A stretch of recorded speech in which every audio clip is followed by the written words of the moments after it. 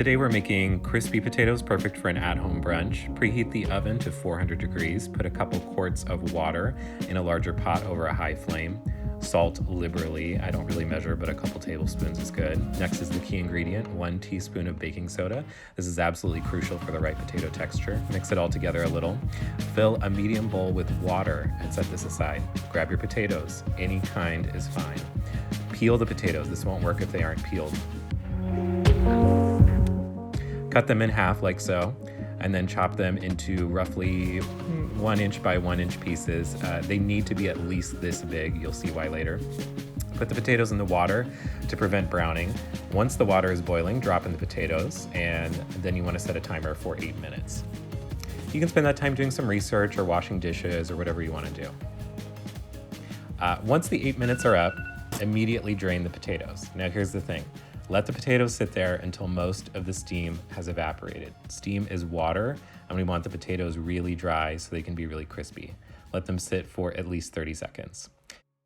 In this time, get out a large mixing bowl. Choose whichever fat you'd like to use. I'm using olive oil, and pour liberally. I'm talking Bernie levels of liberal. Season it however you want. Just please, for the love of God, make sure you use salt. Once you have everything mixed together and the potatoes aren't steaming, dump them into the bowl. And then you want to agitate them with a spatula for a couple minutes. Season a little bit more halfway through just to taste whatever you think, but I would season more than you think you need to. By this stage, you can see why the pieces need to be as big as they are. And then you want to get out the ugliest baking sheet you have because food tastes better on it. Then space out the potatoes so that everyone has room to breathe in the oven.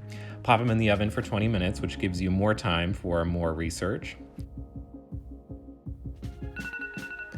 Once the 20 minutes are up, take them out and that looks terrible. Just kidding. They always look burnt. Trust me, they're fine. They're only burnt if they smell like they're burnt, if that makes sense. You want to flip them all methodically. Use chopsticks. It's a lot easier. And then you're going to put them back in the oven for another 20 minutes because this whole process takes at least an hour. Just FYI.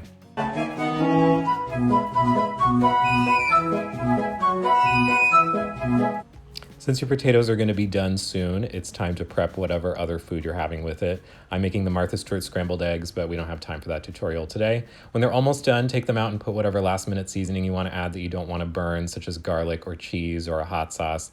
Then just pop them back in the oven for the last few minutes.